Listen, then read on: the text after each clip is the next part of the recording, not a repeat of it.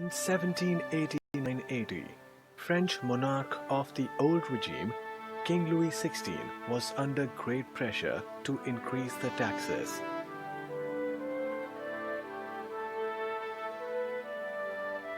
Taxes in the French old regime could only be increased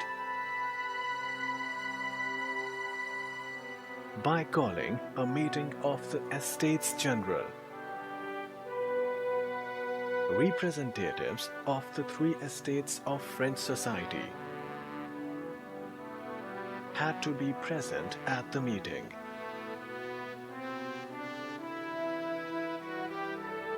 King Louis XVI decided to call the meeting of the Estates General in May 1789.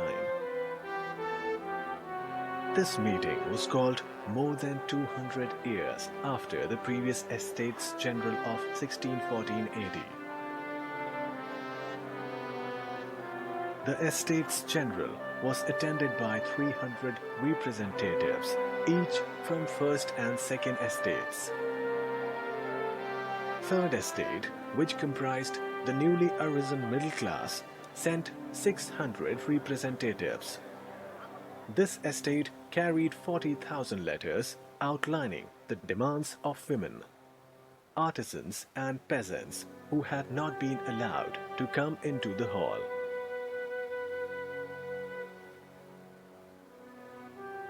In spite of its larger numbers, the Third Estate was given less importance, while the First and the Second Estates were seated face to face.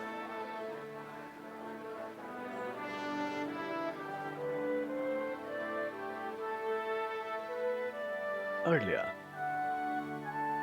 each estate was allowed one vote each, which brought a total to 3 votes. In this meeting, the Third Estate, inspired by Rousseau's social contract, demanded 1 vote each for every one of the members of the Estates General.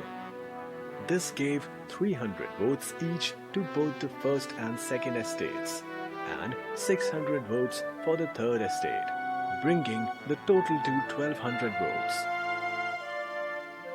King Louis XVI rejected the demands of the Third Estate,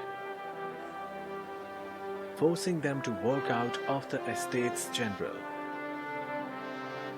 Next month, the Third Estate gathered at a tennis court in Versailles, declared itself the National Assembly, and took the famous tennis court oath.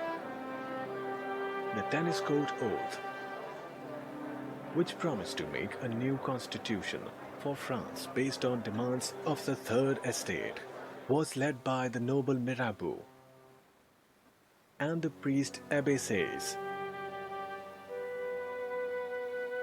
Meanwhile, the rest of Versailles was in turmoil. Bread prices had gone up, and women had started attacking hoarders and shop owners. The revolt became even more violent when the rebels stormed the castle of Bastille and released the political prisoners who had been confined there.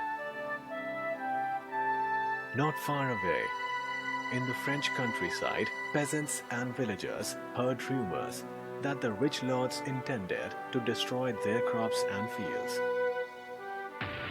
They took up arms and raided local manors. Records containing the dues of the peasants were burnt by the mob.